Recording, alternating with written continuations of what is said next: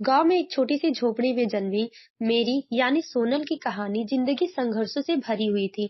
मेरे पिता राकेश गांव के सबसे गरीब किसान थे। उनका पूरा जीवन मेहनत करने में ही बीत रहा था। मेरी माँ रागनी हमेशा घर के कामों में लगी रहती थी, लेकिन उनकी आंखों में हमेशा एक ख्वाब था, मुझे पढ़ लिख कर एक अच्छी जिंदगी देना। मेरे पिता कहते थे, बेटी अगर तुम पढ़ाई करोगी तो तुम्हारी जिंदगी बदल जाएगी। तुम किसी दिन बहुत बड़ी अफसर बनोगी।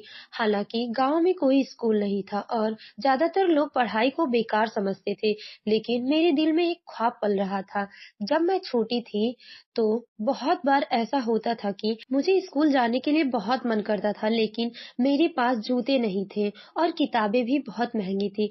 फिर भी मैंने ये ठान लिया था कि मैं किसी भी हालत में पढ़ाई करूंगी। गांव में शिक्षा का स्तर बहुत खराब था और लड़कियों को तो पढ़ाई की अनुमति ही नहीं दी जाती थी। लेकिन मुझे अपने सपनों को पूरा करने के लिए किसी भी हालत में लड़ना था। माँ बाप की स्थिति भी ऐसी नहीं थी कि मुझे पढ़ाई के लिए सुविधा मिल सके, लेकिन मैंने किसी तरह से स्कूल जाना शुरू किया। मेरे पास किताबें नहीं थी, लेकिन गांव के पुराने लोगों और शिक्षक मुझे किताबों से पढ़ाते थे। विनोद सर शहर से थे और उन्होंने हमें ये समझाया कि पढ़ाई से ही जीवन बदल सकता है। उनका कहना था कि शिक्षा तुम्हारे पास ताकत है और तुम इसे किसी भी हाल में हासिल कर सकती हो। लेकिन यह सम्मान नहीं था। मुझे स्कूल जाते वक्त हमेशा डर लगता था कि कहीं मेरे पिता को पता न चले जाए, क्योंकि वे चाहते थे कि मैं खेतों में उनका हाथ बटाऊं।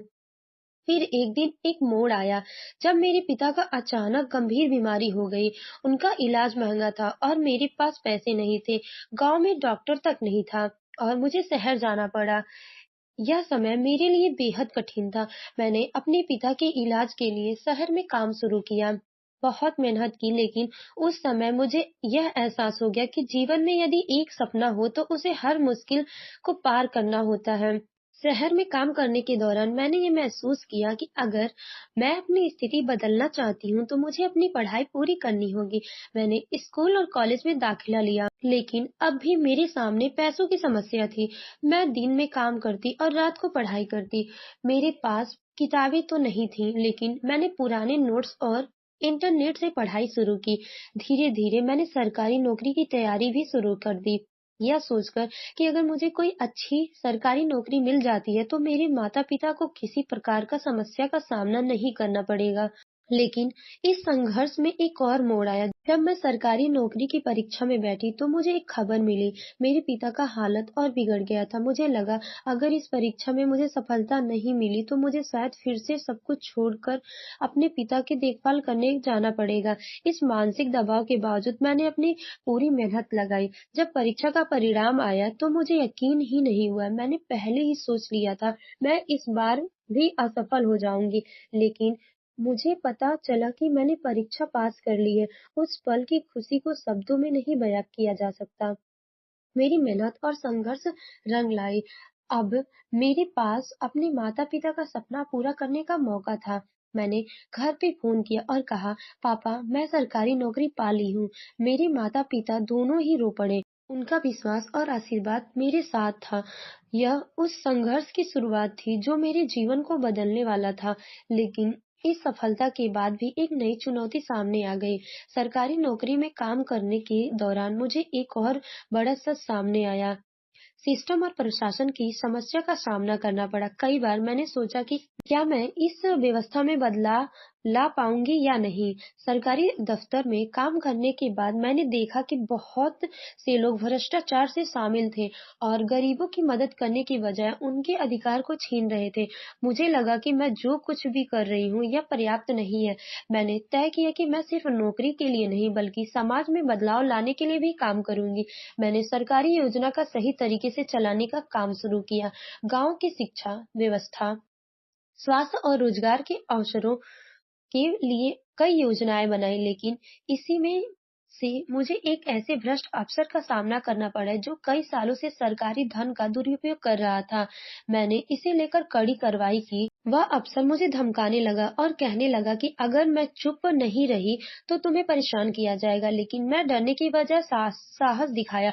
मैंने उसे जेल भेज दिया और उसे भ्रष्ट व्यवस्था से टक्कर ली। इस कदम ने मेरी नौकरी को और भी चुनौतीपूर्ण बना दिया, लेकिन साथ ही मुझे एक नई पहचान दी। अब लोग मुझे न केवल एक सरकारी अफ़सर के रूप में, बल्कि एक ऐसे व्यक्ति के रूप में देखने लगे, जो समाज के लिए बदलाव ला सकता ही है। मैंने संघर्ष की कहानी अब गाँव में हर किसी की जुबानी पर थी, लेकिन लोग मुझे प्रेरणा के रूप में देखते थे। मैं अपने जीवन का एक उद्देश्य तय किया, न सिर्फ खुद के लिए बल्कि समाज के लिए भी कुछ करना है। आज मैं जानती हूँ कि वहाँ तक पहुँचने के लिए कई कठिनाइयों का सामना किया। सरकारी नौकरी पाने के बाद मैंने न केवल अपनी स्थिति बदली बल्कि अपने गाँव और समाज के लिए काम किया। मेरे पिता की आँखों में आँसू थे, लेकिन वे मुझे ये कहते थे, बेटी, तुमने जो सपना देखा था वह सच कर दिया। तुमने मेरी उम्मीदों को पूरा किया। यह कहानी सिर्फ मेरे संघर्ष की नहीं बल्कि उस हर एक लड़की की कहानी है जो अपने सपने को पूरा करने के लिए बिना किसी मदद के संघर्ष करती है। मैंने ये साबित किया कि अगर मैं मन में ठान लिया जाए तो कोई भी सपना छोटा नहीं होता। Thank you for watching my video and ये स्टोरी आप लोग को पसंद आया तो प्लीज एक प्यारा सा कमेंट जरूर कीजिए। Thank you so much.